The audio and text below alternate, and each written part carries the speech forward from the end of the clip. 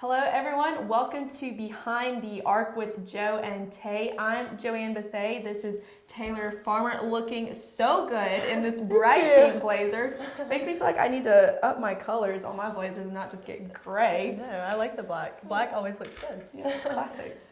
But as you can probably guess by the name of this show, we are going to be talking about basketball. And I think we decided to start this show at a very interesting time in the season. They were off to a hot start, beating teams like Maryland and Florida State, and then the game with UNC was canceled, which I was very sad about because I think we would have been able to beat them again in Chapel Hill.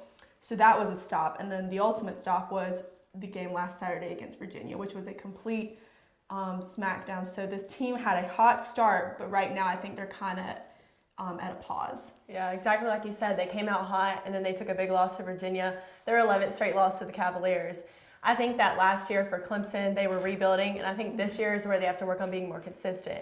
Last year, they were pretty inconsistent. They beat Duke, UNC, Louisville, Florida State, but they lost a lot of games as well. So I think focusing on that consistency this year will help them. I feel like when we look at Clemson basketball, Amir Sims is the face of Clemson basketball. But I think a strength for Clemson lies in their backcourt this year. They're returning a lot of talent. Alamir Dawes, Clyde Trapp, John Newman. And I think we can add in Fordham transfer Nick Honor to the conversation this year. I mean, he sat out last year due to transfer rules, but this year, or his freshman year, he averaged 15 points per game, which is pretty impressive as a freshman.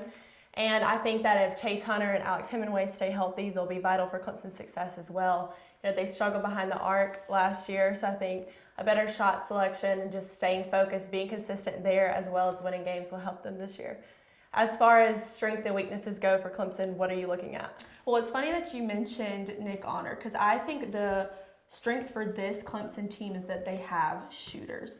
Their offense, it might not be clicking right now, but if they can get clicking, then I think they'll be unstoppable. Nick Honor is averaging about, I think, 60% from behind the arc, around 45% from the field. So he's a really vital part of this offense right now. But that was kind of exposed against Virginia. You know, they weren't there when it came to offense. Another strength I think this team has is leadership. As you mentioned, Amir Sims, the face of this team. You have Alamir Dawes. You just have so many veterans. So if the veterans can do their job and be leaders and get the mindset right of this team, then I think that Clemson is going to do really well continuing into ACC play. Yeah, like I agree with everything that you're saying, and I think that Clemson's success this year will come from their backcourt if they're consistent in their backcourt, because I think that their weakness lies in their front court a little bit. Now, I mean, Hunter Tyson has came out pretty solid this year. And they have freshman PJ Hall, who's added a spark to the team, as well as Jonathan Bear. If he stays in the game and is healthy, he adds a big spark for Clemson's offense. But they need their backcourt to be more successful. And I know we talked about their consistency a lot this year. I think that's their focus. But we have to throw in that Virginia, even though they've won the other games, we have to throw in that Virginia game. And you have to bring in the fact that the two losses that Clemson has right now is the two ranked teams that they've played. Yeah, exactly. And I think that, I mean, when they played Virginia, obviously they've been out for a little while with COVID protocols. They just came out super slow. They missed 13 of their 14 first shot attempts. After Amir Sims made the first possession of the game, they didn't score a field goal for 11 minutes and 48 seconds. Now that's unheard of in college basketball, or any basketball for that matter. So just focusing on their consistency, I think their strength will lie in their leadership, like you said, with Clyde Trapp and Amir Sims. You know, Coach Brownell talked about how they are vital to the experience that this Clemson team has. They played in that Sweet 16 game when Clemson made it there. They know how to win. They know how Brownell wants to change the program and continue his way of playing Clemson basketball. Yeah. As far as offense, defense, what are you looking at on the offensive side? Well, like I said earlier, just having a lot of shooters. They, like I said, against Virginia, the offense was very much exposed. I think I just keep going back to the fact that they have a lot of shooters, which is a positive, but I think they're trying to get guys to shoot too much and not try to get points in the paint. Yeah. Points in the paint are pretty much guaranteed points. Yeah. You know, but if you're coming from, you know, the arc, that's not always. Nick Honor has been pretty consistent from behind the arc, but not everybody else is. Yeah, so you can't keep passing it out. You know, you just gotta You got to play the grind work from underneath the basket. Now on the defensive side of the ball, I thought they were looking really good. I mean, they were one of the best defenses in the ACC. They were only allowing 57.6 points per game, and then they let Virginia score 85. And Brad Brownell was really blunt about that after the game. He basically was just like, "Yeah, our defense sucked." Yeah. So I know I keep saying this, but I think Clemson has all the components on both sides of the ball.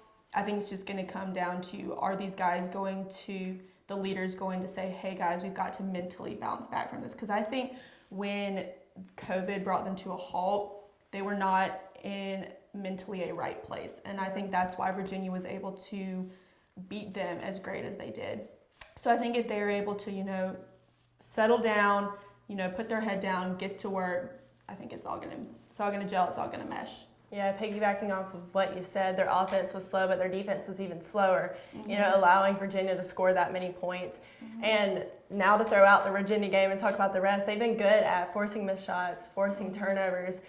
It makes up for the effort that they're not giving as much on the defensive glass. They're not that tall of a team, but they've been very disruptive. And going into playing Georgia Tech has beat them the last 2 times. They've averaged only 66 points, so defense has been aggressive, but it seems that Clemson's offense isn't stacking up as well, so their defense has to do the little efforts, be even more aggressive, and then hopefully it'll transfer to points on the glass.